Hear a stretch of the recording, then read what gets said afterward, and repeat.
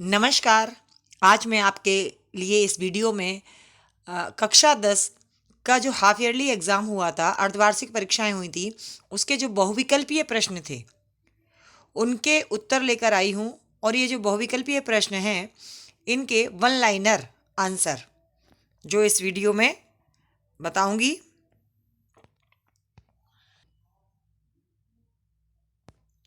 पहला प्रश्न इस प्रकार है, शुक्ल युग के सशक्त आलोचक एवं निबंधकार हैं। तो शुक्ल युग कक्षा 10 के पाठ्यक्रम में भी है। तो शुक्ल युग के कारण जिनका कि नामकरण भी हुआ है रामचंद्र शुक्ल के आधार पर। तो रामचंद्र शुक्ल शुक्ल युग के आलोचक और निबंधकार हैं।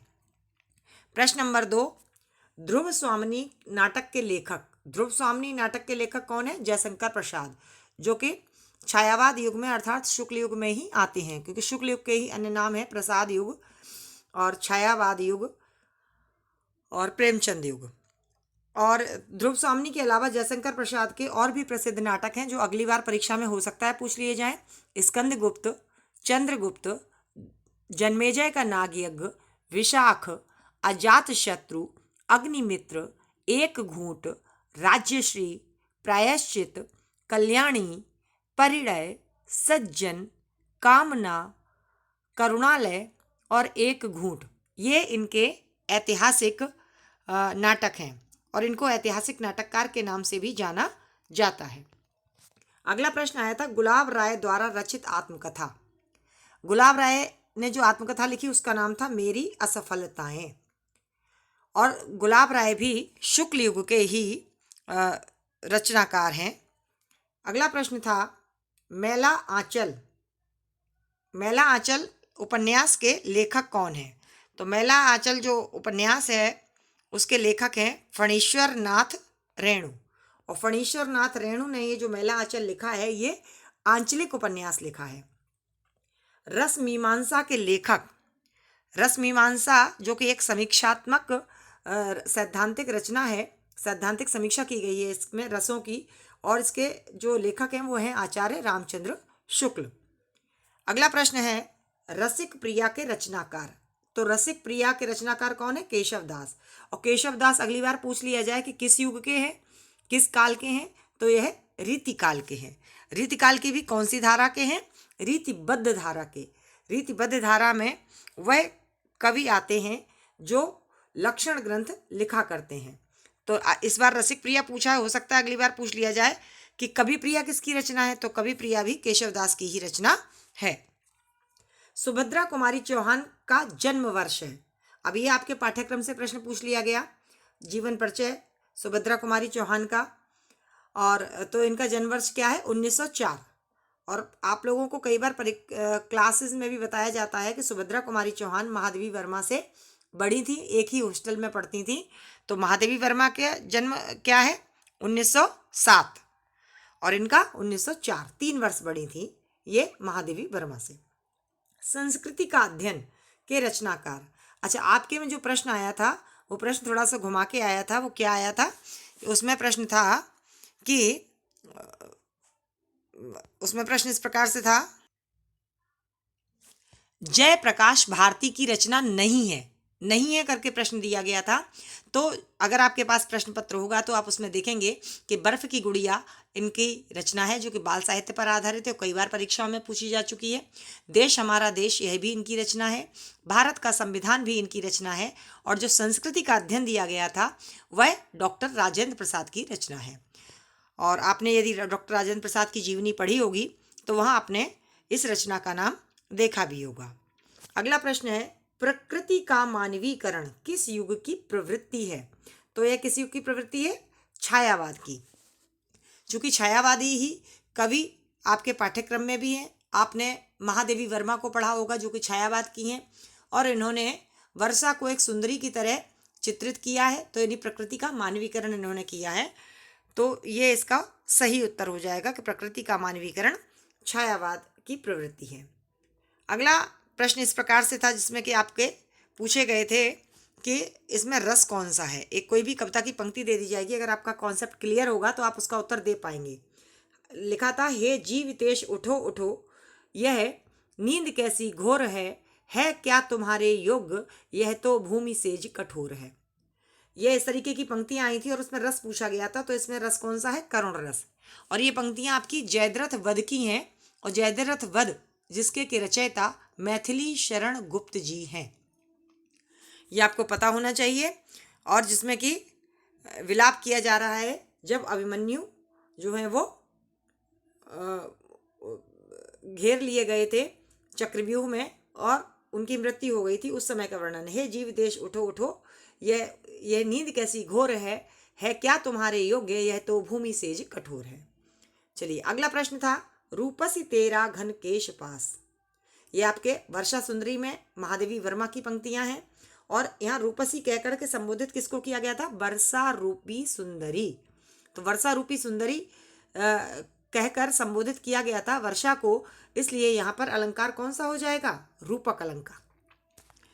वर्षा को ही सुंदरी का रूप दे दिया गया था, इसलिए। अगला है, मैं समझियो निराधार, यह जग कांचो कांच सो, एक रूप अपार, प्रतिबिंबित लखुयत जहां। यह जो है आपका सोरठा छंद है। किस छंद में है? सोरठा छंद में। यह पूछा गया था यह किस छंद में लिखा गया? तो सोरठा छंद। अगर कई बार इनमें रस पूछा जाता है, चूंकि आपके पाठ्यक्रम में नहीं है, इसमें शांत रस है। अगला प्रश्न इस प्रकार से है, अभ्यागत में उपसर्ग है। कौन सी उपसर्ग है अभ्यागत में? तो यहाँ पर अभी उपसर्ग है।